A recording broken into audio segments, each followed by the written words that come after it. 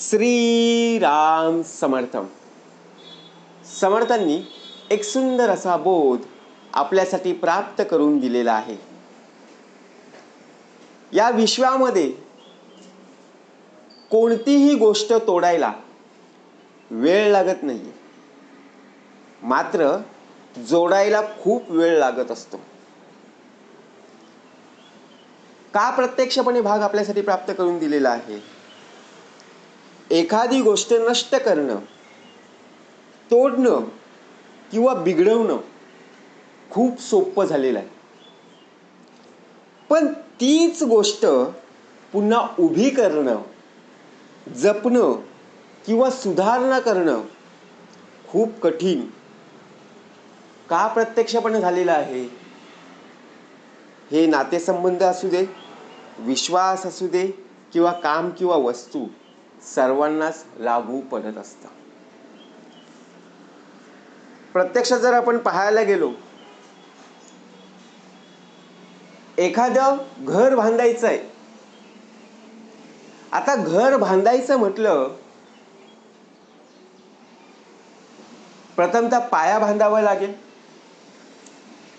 पाया बांधून झाल्यानंतर बघा, विटांचं प्लास्टर करून उत्तम प्रकारे विटा रचल्या पाहिजेत ना, तेव्हाच आपल्याला घरासारखं रूपरेषा पाहायला मिळेल. किती वेळ लागतो घर बांधायला जर घेतलं तर? पायाच खणायला बघा, प्रत्यक्षात ती जमीन खणायला किती वेळ लागतं. पाया उत्तम प्रकारे प्लास्टर करून, घर विटा बिटा बघा उत्तम प्रकारे सिमेंट प्लास्टर करून, घरामध्ये विजेचे पॉइंट, त्याचप्रमाणे घरामध्ये सुद्धा उत्तम प्रकारे फर्निचर करायचं असेल किंवा रंगरंगोटी करायची असेल, किती वेळ लागतो?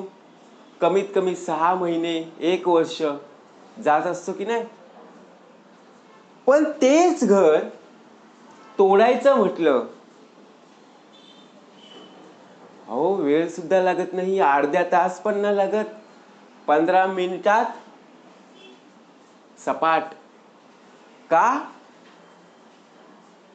कारण जोडायला वेळ लागतो, तोडायला वेळ लागत नाही. नातेसंबंध, एखादा मुद्दा आपण उचलून घेतला, दरवेळी आपण त्या नातेवाईकांशी उत्तम प्रकारे संवाद साधायचो. ज्या प्रकारे तो मुद्दा आपण उचलला गेला, त्या मुद्द्यांमुळे बघा आपले नातेसंबंध सुद्धा तुटले गेले. असं काय होतं जेणेकरून एवढ्या वर्षापूर्वीची नाती आज तुटली गेली? कारण ते मुद्दा होता जमिनीचा, पैशाचा. हाच मुद्दा आला ना. म्हणजे विचार जर आपण केला, रक्ताची नाती सुद्धा तुटली जातात, जोडायला परत वेळ लागतो. समर्थांनी सुंदर भाग दिलेला आहे. एक गाव होतं, त्या गावामध्ये एक कारागीर होता. तो सुंदर सुंदर मातीची भांडी बनवायचा. एक दिवस त्याच्याच मुलाने खेळता खेळताना एक सुंदर मातीची भांडी, म्हणजे मातीचा माठ, चुकून बघा प्रत्यक्षपणे फोडला गेला. माठ फोडायला फक्त काही क्षण लागले हो. म्हणजे खेळता खेळता त्याचा धक्का लागला असेल किंवा खेळता खेळता त्या माठाला धक्का लागला आणि पडून गेला आणि तो फुटला. मुलाला खूप वाईट वाटलं. त्याने वडिलांना विचारलं,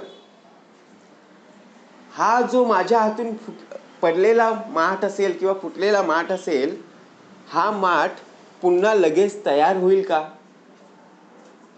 वडील म्हणाले, बाळा, हा माठ बनवायला मला अनेक दिवस मेहनत करावी लागली,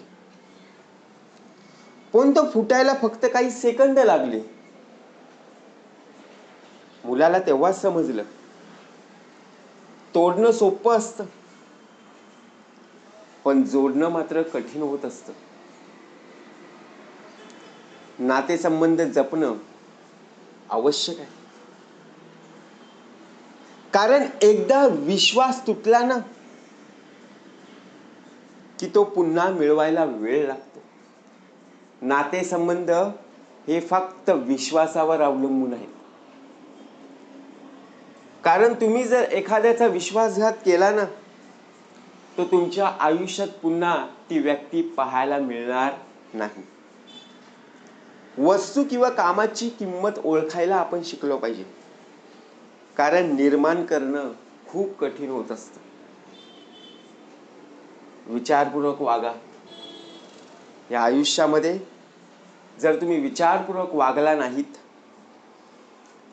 तर तुमचं चुकीचं पाऊल पडून तुमचं नुकसान होऊ शकतं.